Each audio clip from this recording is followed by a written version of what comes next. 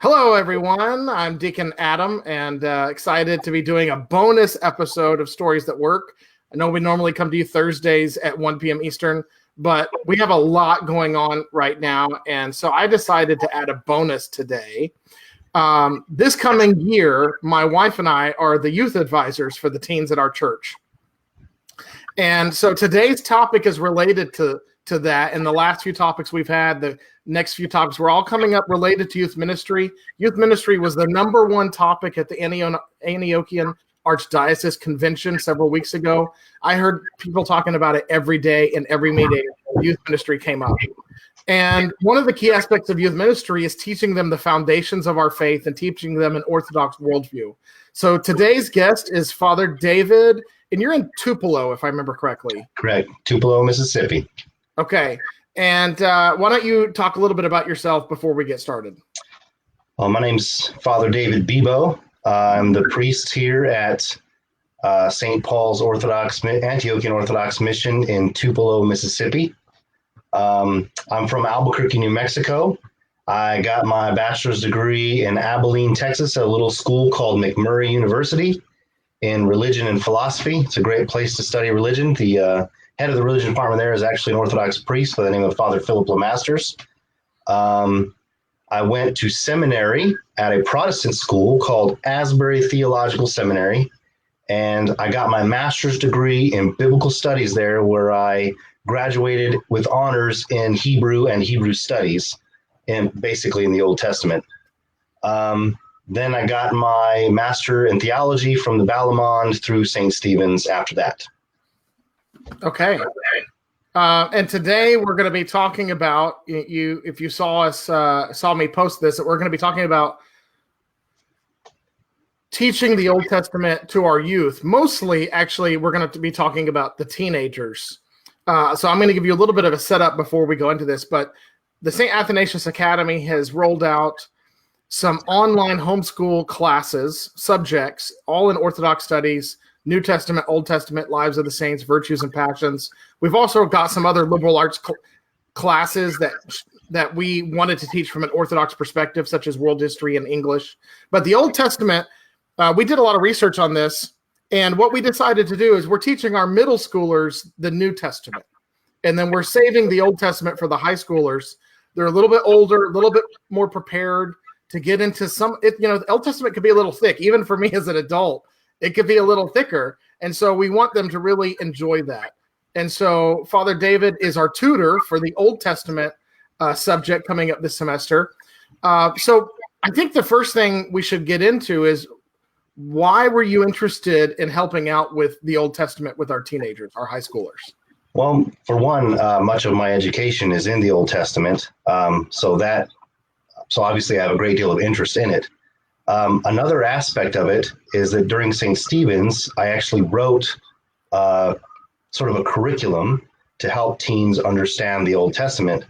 The importance of that, the reason why it's important, is because we live in a culture that is both at one time extremely biblically illiterate, and yet at the same time, we have a subculture that is extremely biblically literate. And so our teenagers are being confronted with questions, not only about what the Bible teaches, but why and how the world exists and things like that. They're being confronted both from secular culture, which denies the validity of the Old Testament, and from the subculture in our country that is extremely biblically literate, but they come from a very, very different matrix of understanding the Old Testament and why it's scripture and all that. So our teens are kind of left out there floating without any grasp of the Old Testament, without having studied very deeply the Old Testament with other Orthodox faithful. And so I found that they come to the church with a lot of questions based upon the Old Testament, such as creation, sexuality, things like that. They're just bombarded with these questions that are talked about, quite frankly and bluntly in the Old Testament.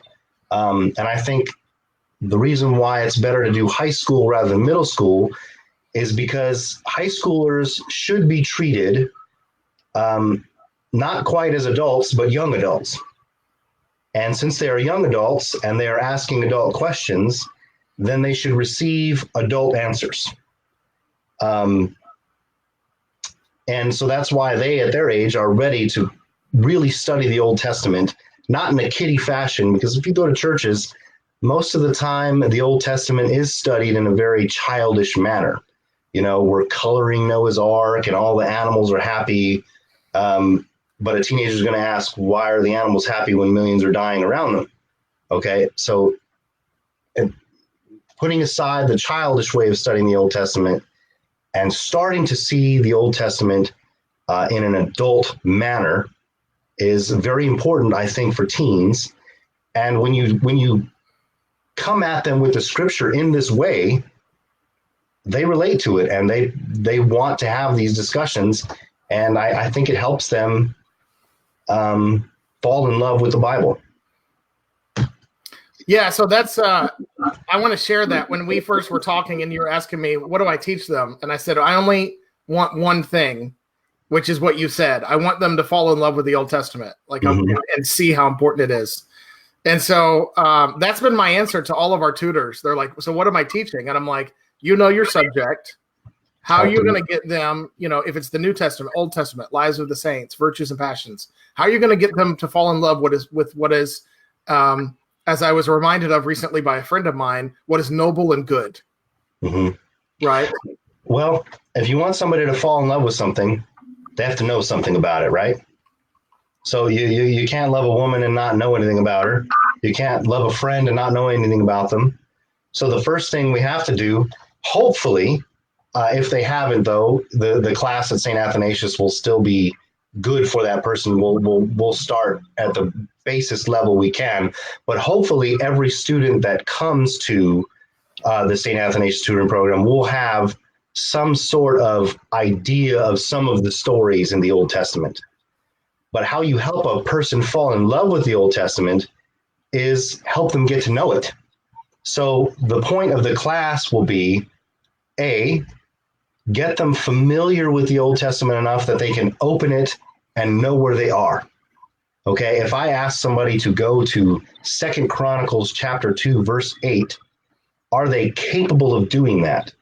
Sadly, and this is a problem, especially in our Orthodox world, I've found that most teens cannot. They cannot open up the Bible to where they need to be when you ask them to go there. Mm-hmm. So that, honestly, that simple task right there is mission number one. This is a table of contents. You can find the page number of the book, find the chapter, find the verse. So the basics of reading the Old Testament. The second thing that you can do to help a young person fall in love is to take the random stories that they know and actually put them together in a timeline, right? So they can have a basic understanding of creation, God creating the world, Abraham, the Exodus, and Moses and all the way down to the Maccabees. And it's not possible in 1 year to give somebody every bit of knowledge that they can possibly gain on the Old Testament. But if you can give them a basic structure of the map, the history of the Old Testament, at the same time making them unafraid of using the Old Testament and finding things in the Old Testament, then you can begin a relationship with the bulk of Scripture. No, the Old Testament is not the center of Scripture. The Gospels clearly are. They're the most important part. But we can't forget that the Old Testament is still the majority of Scripture. And we don't want our young people ignoring it and not having a basic knowledge of that large portion at the beginning before the Gospels even start. So if you want to help youth fall in love with the Old Testament, the first thing you got to do is help them use the Old Testament so they can know where they are, how to do it, the basic story of the Old Testament. They've heard the story of David and Goliath. They might not know that comes after Noah. See?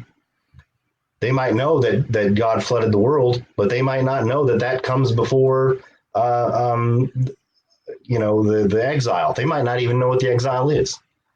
So, So I want to clarify something we talked about earlier. Even though we're teaching the Old Testament to high schoolers, we're not suggesting that when they're younger that they shouldn't know anything about the Old Testament. There are some great stories for them to get started with. But at high school, they've reached an age where you can go into some deeper concepts with them. Right. Deeper concepts and more difficult ones. Yeah. You know, they're going to be at school or well, most of these kids are homeschooled, but they're going to be out in the world, and somebody's going to say, I don't believe in a God who would have told his people to go kill everybody in Canaan. And if they've never read that story, it might be shocking to them. You see, and they should be at an age and a depth in their faith enough where they can ask a serious question like that. Why would our good God tell Joshua to kill everybody in Canaan? It's a good question. And if they're living in the world, which they are, they will be confronted with that. So not only deeper concepts, but more difficult concepts in a setting that the parents who are signing their kids up for this can be assured is within the bounds of the Orthodox faith, is pointing towards loving God and a deeper understanding of the Christian faith. I want to remind, we said this last time, and I want to remind anybody that's watching, parents are encouraged to silently audit the sessions. The class is for the high schoolers, but we're trying to build up the family. This is why Father David and the others are tutors instead of actual teachers or professors or instructors. They're trying to assist the family in this particular topic. We all have different strengths and weaknesses, in the faith, and some might be more comfortable with the Old Testament, some are less comfortable. And so the idea behind this particular subject of the Old Testament is that parents want some help. There's nothing wrong with wanting some help, but we're not relieving the parents of the responsibility. We're hoping actually to encourage discussion in the home setting about these topics so that now the student and the parents can now be talking about the Old Testament. And if the parents realize that they're really not up to speed, we encourage them to silently participate and observe and listen in on what's going on. And so now they can really, stay on top of what the student is learning. So there's no secrets. There's nothing hidden. I'm really excited about our list of tutors and that you're on here doing Old Testament. From what I've seen, you and I have talked about that you're qualified really to even be teaching this at the college level. And so this is some high quality education that you're going to be offering the assistants to our high schoolers. And it deals with I opened the session and we'll finish with this. The number one concern, I think, across American Orthodoxy, not just in the Antiochian churches, not just in my church, your church, is that we're losing just as many youth when they go to college as every other Christian denomination. And here we are calling ourselves the true faith, which I believe, and that, that we have the fullness of the faith, right? And this is the Orthodox Church, and we're still losing just as many teens when they go off to college. And so what it means from my perspective, there's a multifaceted answer, that there's not going to be one solution. And so we're there's so many people. I'm one of a large crowd really working hard on how do we approach this and help them. And part of that is them having a foundation in Scripture. Right. Biblical literacy is a huge part of that solution, not only for the teens, the young people that we're afraid of going off to college and losing their faith completely, but losing them to other faiths as well. That we want them to be biblically literate in an orthodox manner, okay, and understanding the Old Testament through an orthodox lens, which it means taking Christ and interpreting the entire Old Testament through him and through his life and what he did, rather than the other way around. That being said, though, if you want to understand Christ better, if you want to know who your Messiah really is, then you do need to read the Old Testament. And we want our youth to be equipped with that knowledge as they enter out into the world with the Scriptures. I am a homeschooler myself. And when I speak to other people who are homeschooling, they might not say it this way, but the reason they homeschool usually is because they want their children to remain in the Christian faith and not be drawn away from it by secular education.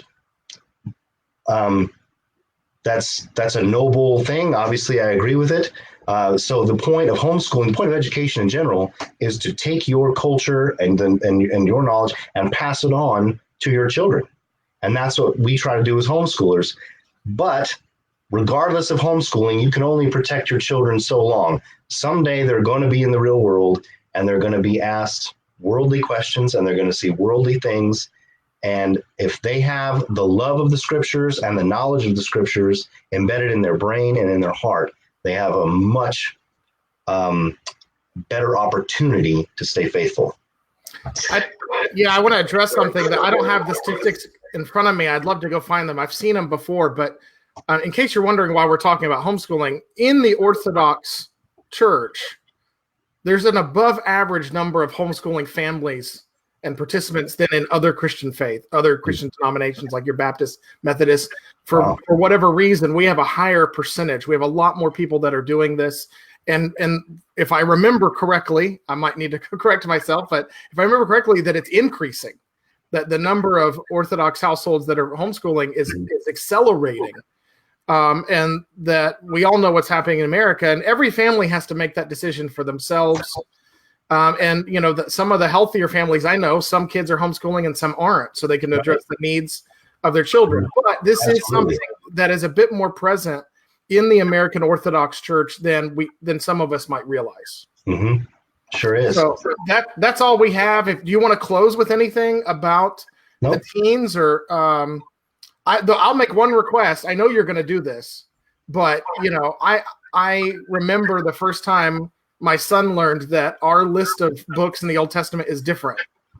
Mm-hmm. And the question that we get from someone is like, why did you add books? Right. And I'm like, that's not the accurate question, but it's a good question. It is a very good question. And that's part of learning how to use the Old Testament. One of the things we do want to teach the teens is that when they pick up the average Bible on the American street, they might not be able to find what they're looking for. They might not be able to find 1st or 2nd Maccabees.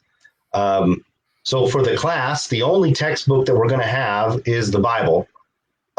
So really, you should either have the Orthodox Study Bible, 1, or 2, you can have a certain Protestant Bibles with what's called an extended Apocrypha.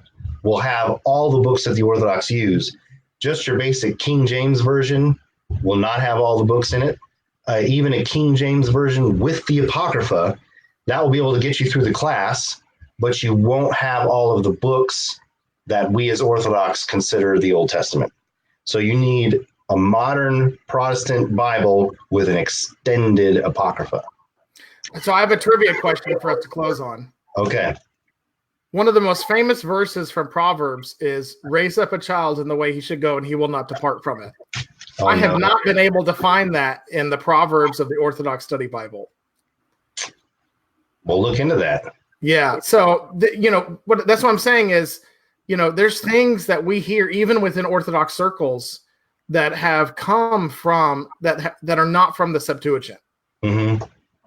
And it doesn't mean that verse is wrong. What it means is, well, if it's not in the Septuagint, it was probably added later on, and then we have to figure out what. Yeah, maybe we have to figure now. Maybe it's there, but I haven't been able to find it. Well, you have to go verse by verse. Yeah. As far as was it added or taken out, it's impossible just to make a blanket statement. Right. Septuagint versus Hebrew. As far as the verses are concerned, the canon is the Orthodox canon. The Septuagint canon is the Orthodox canon. But as far as doing what's called textual criticism, which is not a part of the class, by the way, you really do have to do a verse-by-verse study. You can't just say, this is what happened to the whole Bible. Anyway, that was a little bit deep of a topic. But that's all right. We'll save that for the college level. Okay. But I was talking with a friend of mine of that recently. We just thought that was interesting. But that's where it's good to read what we've been given. So we need to learn what we've been given. Right. Your best chance is the Orthodox Study Bible at this point. So for the class, we're just going to have the scriptures. The first part of the class is the Torah. So you can bring any Bible for that. The first half is just the first 5 books. So you can bring any Bible to that and it would be sufficient. But the second part of the class, we're going to go all the way through to the Maccabees. So you really do have to have those extra books in your Old Testament in order to follow along with the second half of the class. Yeah. Well, that's it. I really appreciate you doing this bonus episode talking about the Old Testament. And I'm excited. My son is signed up. So I hope that's I'm leading the way with getting our high schoolers in there. He's super excited to be in there. Yeah, he's excited to learn from you. I've got all 3 of my kids signed up for these subjects at the academy. How old is your son? He is 14. 14. Cool. Yeah, he's excited. It's an exciting age. Yeah. Okay. Well, that's it for today. We'll be back in 2 days to give you a couple updates. In 2 days, Father Matthew Howell will be the guest host. I'm going to be busy. I can't do that. He'll be talking with Father Fred Shaheen from, I believe he's from Cedar Rapids, Iowa. I might be getting that wrong, but I'm pretty sure. He has a great beard. Yeah, he does have a great beard. And he'll be talking about teaching literature and poetry from an Orthodox perspective to our youth. We've also just finalized the details for a digital evangelism conference that will be virtual on Saturday, October 19th. We have a list of speakers and topics. We have a couple of free giveaways that we've been going out. All the details are available at orthodoxevangelism.com. That's the website, orthodoxevangelism.com. So it's a free virtual conference. I don't know how often they'll be free, so take advantage of this first one, because eventually what we want to do is charge a little bit so we can give a gift, an honorarium to our speakers who spend time preparing this material. So keep that in mind, that's coming down the pike Saturday, October 19th. But this Thursday, Father Matthew Howell will be talking with Father Fred Shaheen. Thanks, Father David. Thank you, Deacon. God bless you. God bless. Bye.